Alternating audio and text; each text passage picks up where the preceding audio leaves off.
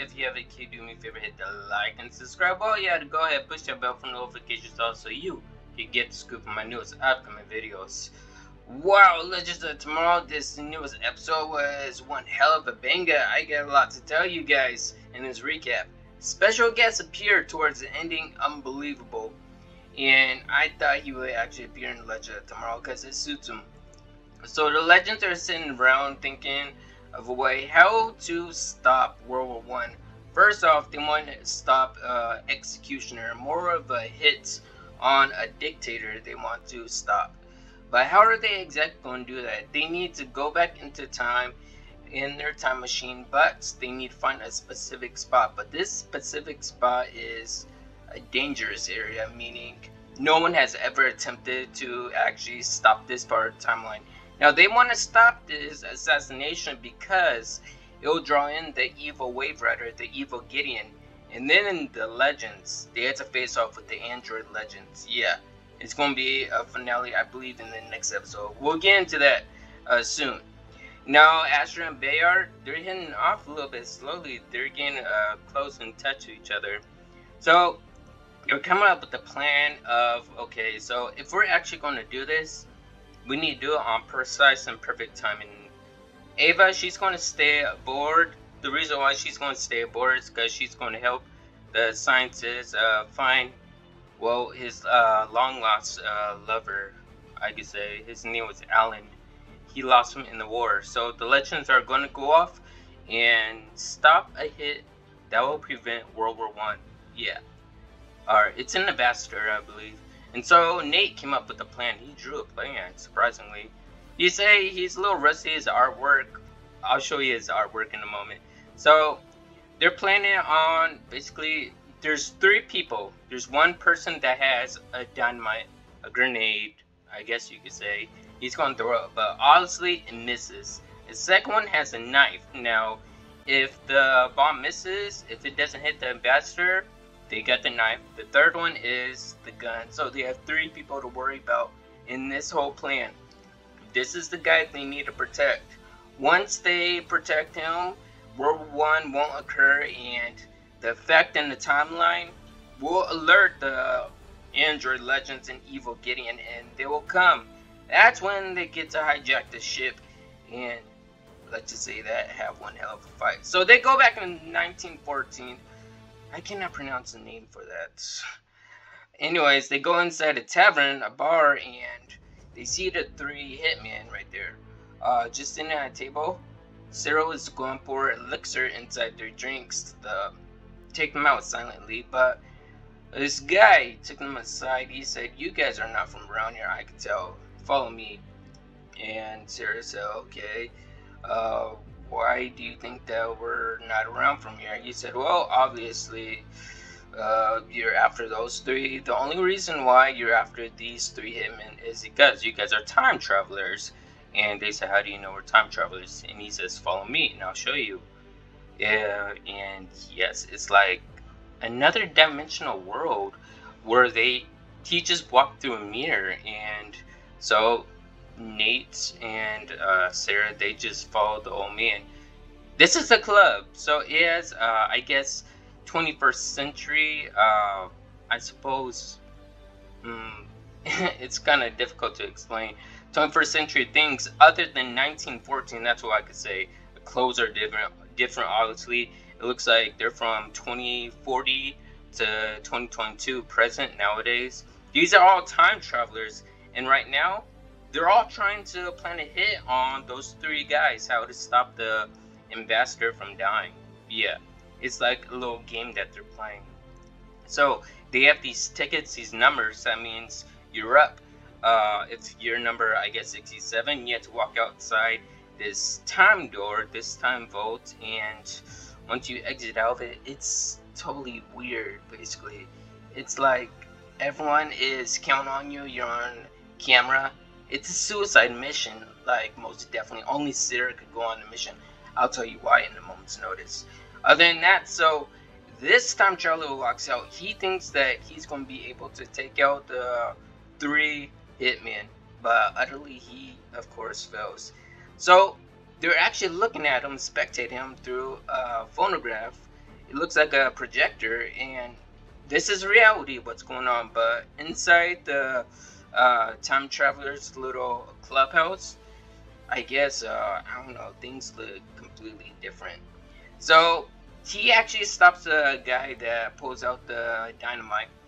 He takes him out, but let's just say that he kind of went a little overboard, meaning there's another person in the way on accident.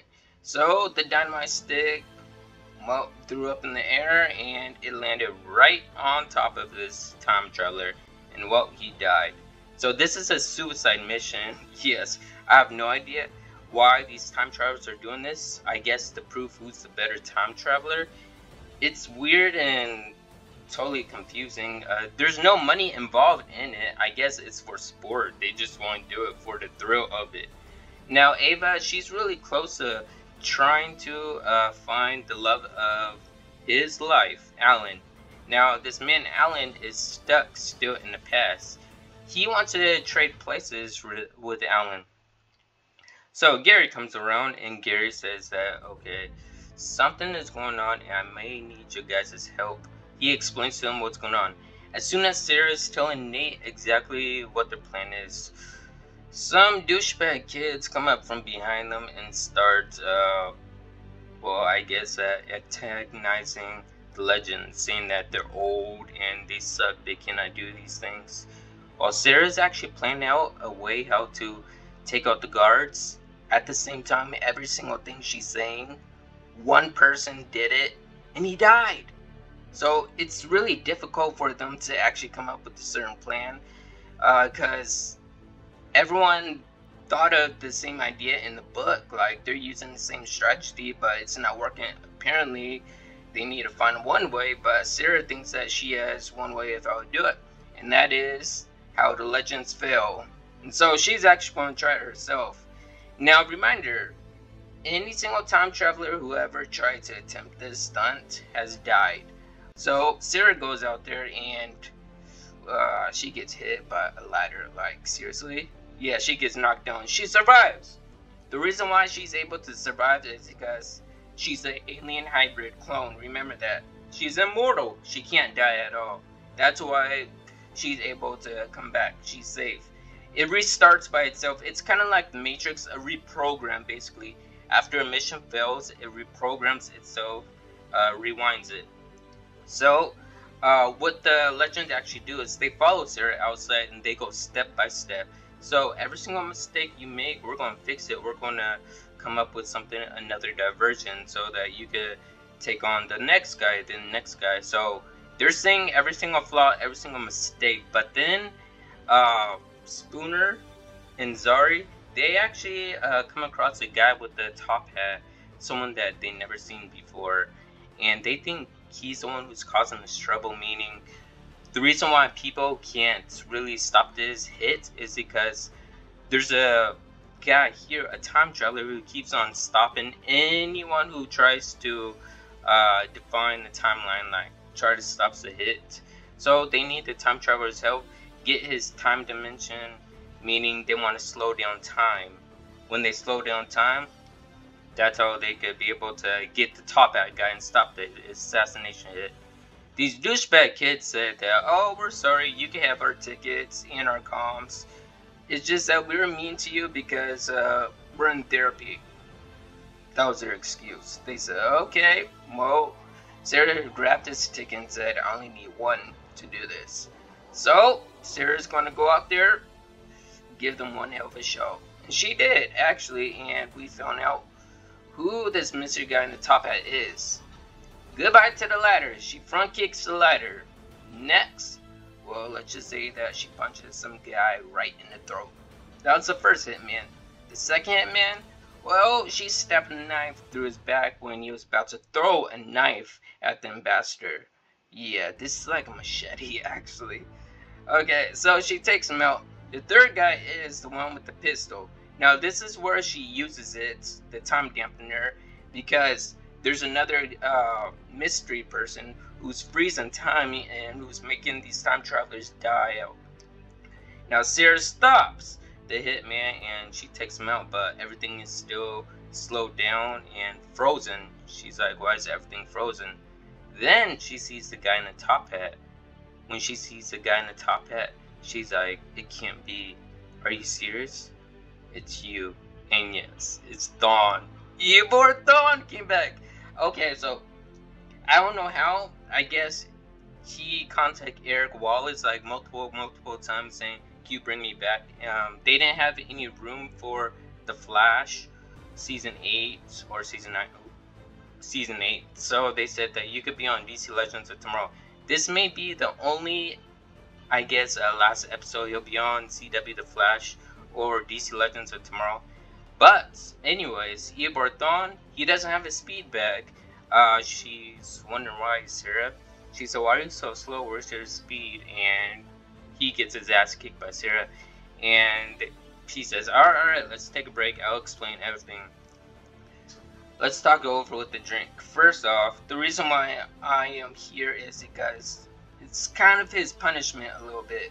The thing is that Black Flash, after Black Flash killed him, the Rouths, they took away his speed force. Once they took away his speed force, it's kind of his pendant here where he's stuck in a loop where he has to stop time travelers from killing this ambassador.